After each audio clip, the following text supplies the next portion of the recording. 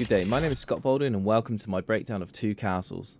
Two Castles is a multiplayer map within Epic Games' Unreal Tournament, where two teams start on opposing sides of a map and go head to head competing to retrieve the opposing team's flag and bring it back to their own. When conceptualizing my ideas, I envisioned two castles opposing each other with a multitude of pathways crossing a hectic central arena. Inspired by Unreal Tournament's Facing Worlds map, a key feature I wanted to facilitate was a bridge stretching between both castles, with an angle steep enough that opposing players could not be seen running up the other side. Before the first playtest, my map had its key features implemented: two main castles with their respective flag rooms, the connecting bridge, and its risky yet bountiful tunnels in the central arena. I paid specific attention to the level's geometric symmetry and influence, guiding the players along the map's intended paths. After the first playtest, I had a multitude of changes I needed to make. The overall map size was criticised as being too small, and my idea for central tunnel network didn't quite work out as planned. Cautious to expand horizontally, I decided to add more verticality, opting to build out an underground basement stretching the length of the map.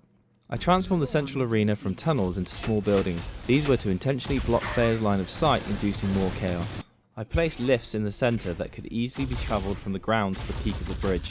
I also designed some mountains to better suit my level's theme, as well as adding an armoury to each of the castle's rooftops, as this was mentioned as being the least enjoyable area. These changes were well received in the second playtest, however there were still a few changes to be made. In iteration 3, I undertook complete reworking of the interiors of my castle. After the second playtest, players remarked how tedious and narrow the stairways were. I redesigned the layout whilst retaining the clear geometric flow. Another comment, and something I had failed to fully address, was the gun type placement and quantity. My intentions when designing the level were to minimise the availability of weapons and place them in high risk areas.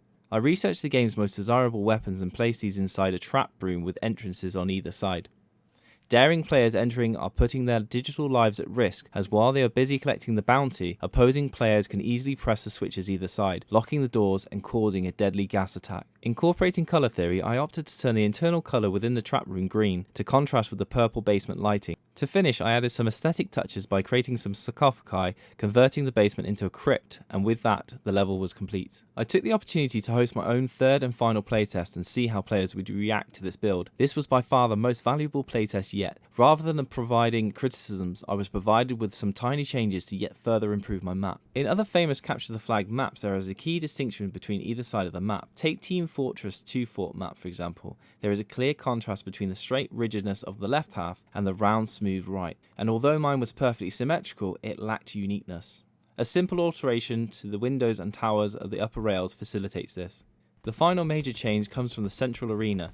One playtester remarked how although the layout was great, it did feel very flat. Overwatch's Hanamara map is brilliant at showcasing this. Varying floor heights and textures break the symmetry and provide an excellent central arena. Thank you, and this concludes my rundown of Two Castles.